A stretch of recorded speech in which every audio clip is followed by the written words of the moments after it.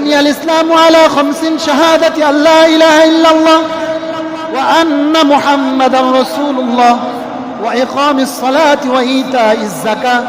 والحج وصوم رمضان رواه متفق عليه আল্লাহ রাসূল সাল্লাল্লাহু আলাইহি ওয়াসাল্লাম বলেন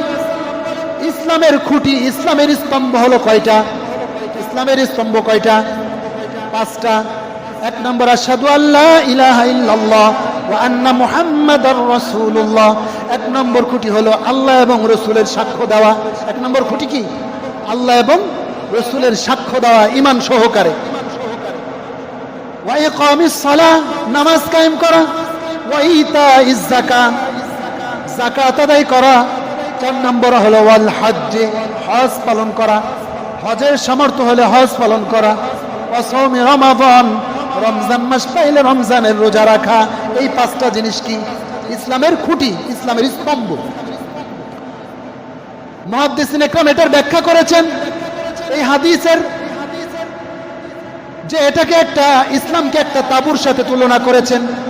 একটা তাবু যেরকম চতুর্দিক থেকে বাঁধা থাকে একদিকের একটা রশি যদি ছেড়ে দেওয়া হয় একদিকের তাবু এরকম হেলে যায় দুলে যায় তো ইসলামের এরকম ইসলামের খুঁটি এগুলোকে এই জন্য বলা হয়েছে যে ইসলাম একটা তাবুর মতো আর নামাজ রোজা হজ যাকাত এইগুলো চতুর্দিকের এক একটা খুঁটি যদি কোনো ব্যক্তির নামাজ ফরজ হলো নামাজ পড়লো না হজ ফরজ হলো হজ করলো না যাকাত ফরজ হলো যাকাত দিল না এক একটা হুকুম সে ছেড়ে দিবে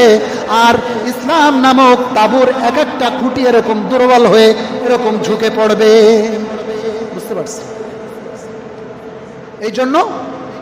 এই হজকে আল্লাহ রাব্বুল আলামিন এই হাদিস থেকে পাওয়া যায় আল্লাহ তাআলা হজকে কি করেছেন ফরজ করেছেন হজ ফরজ হলে হজ আদায় করা হজ ফরজ হলে কি করা হজ আদায় করা হজ ফরজ কার উপর হজ ফরজ কোন ব্যক্তির উপর ফুকাহায়ে ইকরামের ঐক্যমত যেই ব্যক্তি মক্কা যাওয়ার সামর্থ্য রাখে হজ করতে যাওয়া এবং আসা এবং মক্কা থাকাকালীন তার পরিবারের ভরণ পোষণ পরিবারের থাকা খাওয়ার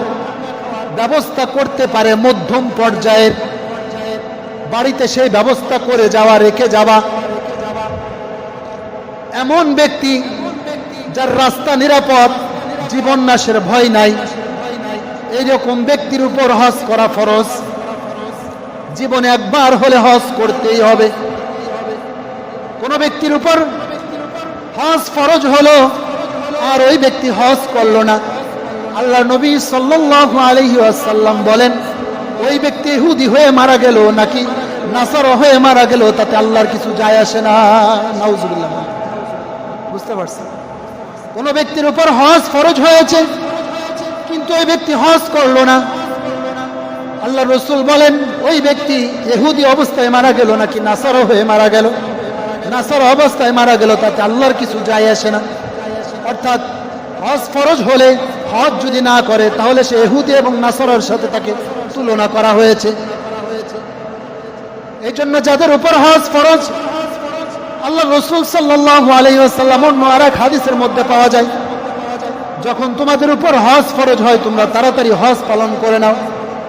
কারণ আল্লাহ ভালো জানেন কার উপর কোন অবস্থায় এসে হাজির হয়ে যায় আমার আজকে হজ ফরজ হয়েছে আমি হজ করি না চিন্তা করছি আগামী বছর করব আগামী বছর আসছে আগামী বছরও করি নাই চিন্তা করছি সামনের বছর করব এরকম করতে করতে আমার এমন একটা অবস্থা চলে আসছে আমি যে কোনো সময় অসুস্থ হয়ে গেছি বা আমার আগে টাকা ছিল এখন টাকা নেই টাকা শেষ হয়ে গেছে আগে লক্ষ লক্ষ টাকার মালিক ছিলাম গার্মেন্টস ছিল ব্যবসা ছিল এখন গার্মেন্টস নেই ব্যবসা নেই লক্ষ লক্ষ টাকা নেই এখন মন চাই একটু আল্লাহর ঘরে হাজিরা দিয়ে আসি কিন্তু এখন আর কি হয় না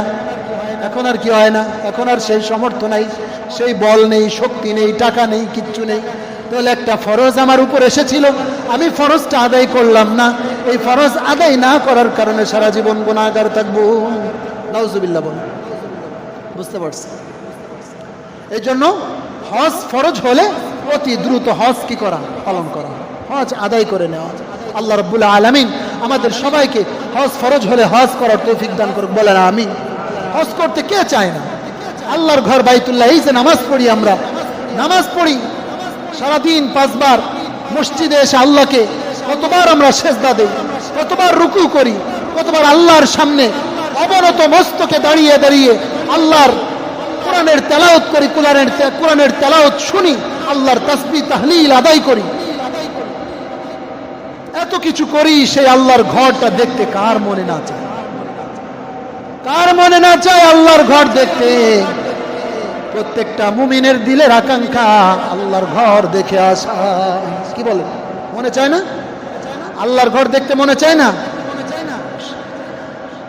রাসূলুল্লাহর কবর জিয়ারত করতে কার মনে চায় না? রাসূলুল্লাহর রওজা জিয়ারত করতে কার মনে চায়? মনে না চায় এমন কোন মুসলমান আমার মনে হয় নাই দুনিয়াতে। যদি কোন মুসলমান এমন থাকে যে তার আল্লাহর রাসূলের কবর জিয়ারত করতে মনে চায় না, আল্লাহর রাসূলের রওজার পাশে গিয়ে সালাম দিতে মনে চায় না, বুঝতে হবে এটা কোনো মুসলমান না, ওর মধ্যে ঈমানের বিন্দু পরিমাণ কোনো নামগন্ধ নাই। কথা ঠিক কিনা? কোন ব্যক্তি যদি রাসূলুল্লাহর কবরের রওজার পাশে গিয়ে যদি আসসালাতু ওয়াসসালামু আলাইকা ইয়া রাসূলুল্লাহ, আসসালাতু ওয়াসসালামু আলাইকা ইয়া হাবিবাল্লাহ, এরকম যদি সালাম দিতে মনে না চায়, সে কিসের মুসলমান? কিসের মুসলমান? এই মুসলমান কত ট্যুরে যায়, কত জায়গায় ট্যুরে যায়, থাইল্যান্ডে যায়, মালয়েশিয়ায় যায়, দুবাই যায়, কাতার যায়, কুয়েত যায়, কত জায়গায় ট্যুরে দিতে যায়, ট্যুর দিতে যায়, কিন্তু একবারও চিন্তা করে নাই তারপরে আরো কত জায়গায় আছে, আমাদের বাংলাদেশের কত স্পট আছে যেখানে ট্যুর দেওয়ার জন্য বছর বছর হাজার হাজার টাকা কত মানুষ খরচ করে, ফ্যামিলি নিয়ে গিয়ে 50,000, 60,000, 80,000, লাখ টাকা খরচ করে আসে, কক্সবাজার যায়। কিন্তু মুসলমান চিন্তা করে নাই, আমি লাখ টাকা কক্সবাজার যে খরচ করে আসলাম, লাখ টাকা আমি জাফলং যে খরচ করে আসলাম, লাখ টাকা আমি বিভিন্ন জায়গায় গিয়ে খরচ করে আসলাম, এই লাখ টাকার চারেনার উপকার আমার হলোই তো না, বরং কিয়ামতের ময়দানে এই লাখ টাকা আমার বিপক্ষে সাক্ষী দিবে।